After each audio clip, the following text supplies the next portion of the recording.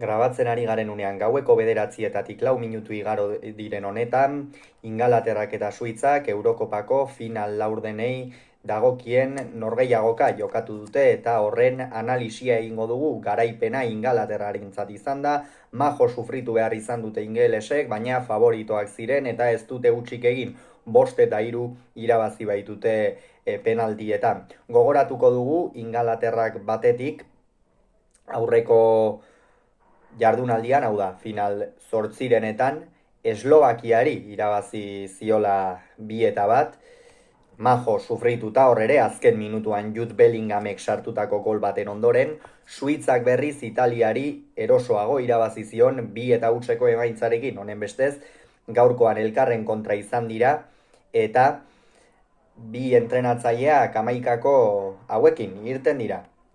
Gareth Southgatek Jamaikako honen aldeko apustua egin du. Jordan Pickford izan da atepean, 3 erdiko atzelarirekin jokatu dute, Walker, Stones eta Konsa. Zelaierdian izan dira Maino eta Declan Rice, apur bat aurreratuago Phil Foden eta Jude Bellingham. Hegaletan Bukayo Saka eta Kieran Trippier, hegaletan baina bai erasoko eta bai defentsako lanak egiten, gaur Gareth Southgatek horren aldeko apustua egin baitu, 3 erdiko atzelarirekin erasokortasun gehiago eman nahi izan die hegaleko jokalariei, kasu honetan Saka eta Trippierri. Saka badakigu jokalari erasokorra dela, Trippier baita ere ezker hegalean edo baita ere eskuin hegalean jokatu dezaken jokalaria da, baina gaurkoan galeko jokalari aurreratu bezala ipini du, esan bezala apur bat aurrerago Foden eta Bellingham, eta goian Harry Kane izan da.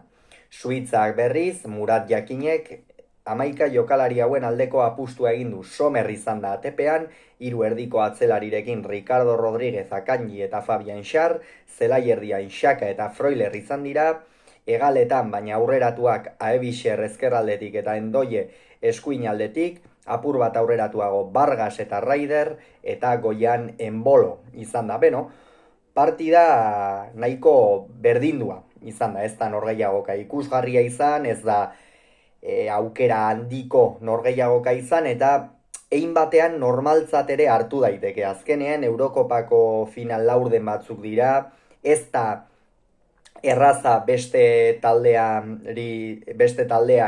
zer egingo duen antzematea, oso testu inguru ezberdinak dira norgehiagoka normal batekin alderatuta, eta lehen zatian apur bat elkarrekiko errespetu handi xamarrarekin ikusi ditugu biak ala biak. Egia da, baloia zutenean jokalariak ahalik eta gehien aurreratzen saiatzen zirela, ikusi besterikan etzegoen Suitzaren aldetik batez ere Ricardo Rodríguez eta Akanji eta Schär nola Ingalaterraren zelaira askotan igarotzen ziren, Suitzak baloia zuenean edo baloia irteterako garaian.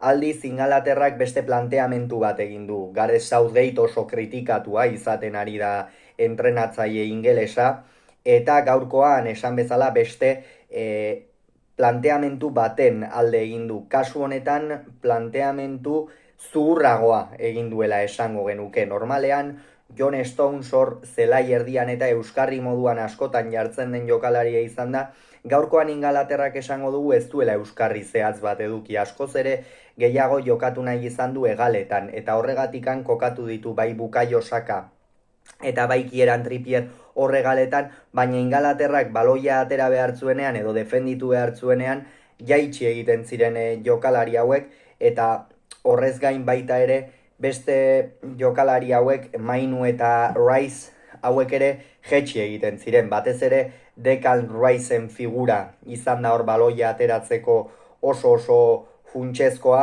bai erasoan eta bai atzean jokalari oso fidagarria delako Rice, ez? Eta gaurkoan hori ere erakutsi du. Lehen zatian apenas izan da aukerarik, horixe, bi taldeak elkarrekiko errespetu handia zutela, baloia zutenean saiatzen ziren, baina atezainek ez dute apenas lanik eduki. Suitzaren aldetik berriz, hor Vargas, Endoie saiatu dira, Granit Xhaka baita ere hortarteka baloiren bat edo beste sartzen, Embolo asko mugitu da, beti egin izan ohi duen bezala, baina arrakastari gabe. Bigarren zatia ere lehen zatiaren antzeko hasi da, oso bi taldeak apenas izan dituzte aukerak, erasoan kamuts, atzealdean sendo edo behintzat erne ibili direla esan daiteke, eta pixkanaka jada entrenatzaileak ere aulkia mugitzen hasi dira, eta logikoki hasi ere, azken finean, gola sartu beharra zeukaten, eta Suitza izan da lehena aulkia mugitu duena, Raider kendu du eta Bitmer atera, Raiderren hor gehiagoka esango dugu ez dela txarra izan, baloiak sartu ditu, baina aukera garbiak partidan zehar orokorrean bezala, ez ditu eduki, eta bestaldetik Vargas izan da behar bada, Suitzaren aldetik jokalari erabakigarriena, edo lehen zatian behintzat arrisku gehien sortu duena, ez bakarrik erasoan, baizik eta atzealdean ere lan handia egin duelako, askotan jaisten zen Ruben Vargas bera, eta hori noski asko eskertu du Suitzako selekzioak, eta horren ondoren 75. Minutuan Endoieren pase bat iritsi da Embolorentzat, John Stonesi errebotean eman dio, Enbolori iritsi zaio berriz ere baloia, eta honek Jordan Pickforden aurrean ez du barkatu. Suitzaren lehen gola zen, Ingalaterrari alarma guztiak piztu zaizkio une horretan, Gareth Southgateen aulkian etzen giro izango ziuraski, eta benetan Ingalaterra erabat erreakzionatzera deituta zegoen. Horregatik, Gareth Southgatek berehala aulkia mugitu du eta aldaketa 3 egin du. Ordura arte ez zuen aldaketarik egin, esan daiteke jokalaririk onenak zelaian zituela, baina jada aulkia mugitzen hasi da. Luke Shaw atera da, otsailetik jokatu gabe zen Ingalaterrako jokalaria, egia esan nahiko arriskatua izan da, Manchester Unitedeko ezkerregaleko jokalaria, Konsaren ordez atera du, eta horrekin noski oreka bat eman nahi izan dio. Batetik Shaw Konsa baino askoz ere jokalari erasokorragoa da, eta horregatik horrek erasoan emango zion, eta alaxe eman dio, alaxe eskatu dio nik uste Gareth Southgatek Shawri, alaxe eskatu dio, alaxe egin du Shawk, eta Konsaren norgeiagoka hor, batez ere Ingalaterrak baloia atzetikan ateratzerako garaian eta aurrera eramaterako garaian, eta ongi ikusi dugu, egin batean Konsa, baina orokorrean lan handirik ere ez du eduki, mehatxu handirik ere ez duelako egin Suitzak, baina horixe golean egia da, Stonesek izan duela zorte txarra ez Konsak, baina horratze aldean denek egon behar dute erne, eta hor Konsa ez da erne ibili. Esan bezala Luke Shaw izan da lehen aldaketa, Trippier ere kendu du, Trippierrentzako ezoiko testu ingurua, gaurkoa normalean ez baitu hain aurreratua jokatzen, baina kasu honetan gaurkoan Southgatei hau goraipatu hartzaio, Kieran Trippierren ordez Palmer atera du, kalitate handiko jokalaria, indarsua, badakiena une bakoitzean zer egin, inteligentea, izkin egiten ere ona dena, eta erasokorragoa, batez ere aurrelaria delako.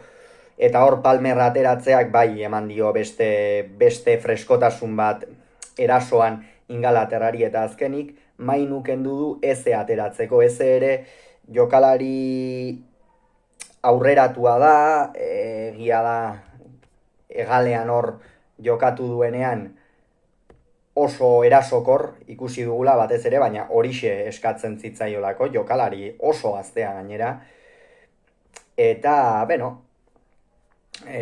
Ingalaterran atera denean, esan daiteke apur bat aldatu duela, hor hegalean ipini du, normalean ez da hegaleko jokalaria eze, baina hortxe hegalean ipini du, eta nik uste ongi funtzionatu duela gainera, hor Mainuren ordez atera da, eta esan daiteke aldaketekin asmatu duela, eta horregatik 80. Minutuan Declan Ricek Bukayo Sakari baloia ipini dio. Bukayo Sakak orain artean ez zuen golik sartu Eurokopa osoan zehar, jaurtiketa egin du areaz kanpotik eta gola egin du. Egia esan oso gol garrantzitsua izan da hori Ingalaterrarentzat, alambrearen gainean baitzen Gareth Southgateen taldea, eta bai edo bai irabazi beharrean baitzen, bestela kritikak eta Gareth Southgateen kargua ere kolokan egongo ziraken, baina Bukayo Sakak hor gola egin du, oso gol garrantzitsua. Horren ondorioz, gerora Ingalaterra pixkanaka hazi eginda baita ere, baina 80. Minutura banako emaitza horrekin iritsi dira, berriz ere beste luzapen bat jokatu behar izan da kanporaketa honetan, baina bitalde hauentzat lehen esan dugu lehen luzapena izan dela. Horregatik, 88. Minutuan Endoie kendu du Suitzako Murat Jakinek, hegaleko jokalaria, gaurkoan erasokor aritu dena, baina oso erne egon beharra zeukaten hor, eta Zakaria atera du. Egia da, Zakaria ateratzearekin ez dakidala zer bilatzen zuen, ez hau da, Zakaria askoz ere jokalari aurreratuagoa da, erasokorragoa, defentsan bai lagundu dezake, baina ez behar bada beste batek bezain beste, baina bere aldeko autua egin du eta gaizki ere etzaio atera. Luzapenean Suitza mantendu delako ongi, sendo atzealdean, baina horixe egia da, hegal horretatik ez eren eta mehatxuak eta Phil Fodenen mehatxuak ere oraindikan hortxe zeudela, baina horixe. Eta 109. Minutuan, luzapenean bitaldeak partida osoan zehar bezala ibili direla esan daiteke. Hau da, inongo aukera garbirik sortu gabe, egia da erasokorrago aritu direla, behar bada aldaketek ere, noski hori ekartzen dizute, ez da, aldaketak egiteak jada jokalari freskoak zelaian izatea ekartzen dizute, eta hori baliatzen saiatu dira, baina ez dute lortu. 109. Minutuan batetik Ingalaterrak Harry Kane kendu eta Toni atera du. Harry Kane gaurkoan ez du bere eguna izan, ez du apenas aukerarik eduki, area barruan ere kamuts ikusi dugu eta ez dugu bere iztari, gole iztari zen horrekin ikusi. Eta Enbolo kendu du Suitzak eta Shaqiri sartu. Enbolok ere gaurkoan naiz eta Kanek baino agertze gehiago izan dituen, gaurkoan ere ez du egun ona eduki, orokorrean bere taldeak bezala, eta Shaqiri atera du. Shaqiri, beti jokalari oso arriskutsua, edozein momentutan arriskua sortzen duena, eta horren ostean Arnold atera du Phil Fodenen ordez, Southgatek. Egia da, jada Gareth Southgate 115. Minutuan penaltietan, pentsatzen izango zela, Foden saiatu da gaurkoan, beti agertzen den jokalari bada, askotan bilatzen dute, kanpotikan barnera oso ongi egiten duen jokalaria da, baina gaurkoan ez da erabakigarria izan. Eta Alexander Arnoldek jokatu dituen minutuetan bere lana egin du, eta 118. Minutuan, jada penaltietan pentsatzen Jakin ere, eta Sierro eta Amduni atera ditu Freuler eta Aebisherren ordez. Eta jada penaltietara iritsi direnean, penaltiak loteria bat izan ohi dira, Ingalaterrak 5-5 sartu ditu, gainera Toni eta Arnoldek bota dituzte apur bat, esan dugun bezala Southgate horren menturan geratu da, hau da, penaltietara iritsiko gara ziuraski, atera ditzadan Toni eta Arnold, jada Suitzak ere gol bat sartzen bazuen Ingalaterrarentzat erreakzionatzeko oso zaila izango zelako, eta Suitza 5. faltan geratu da, Amdunik bota du, baina jada berandu zen, eta 5-5 sartu ditu Ingalaterrak, Akanjik utxe egin du penaltia, eta honen bestez ingelesak finalerdietan izango dira beste urtebetez, 2021 gogoratuko dugu finalista izan zirela Italiaren aurka, eta Ingalaterra futbolean bere lehen titulua bereganatzeko ames horrekin irtengo da hurrengoan orain jokatzen ari diren Holanda ala Turkiaren aurka. Hauxe beraz esan beharrekoa, hurrengoan gehiago izango duzue, bitartean on izan, agur.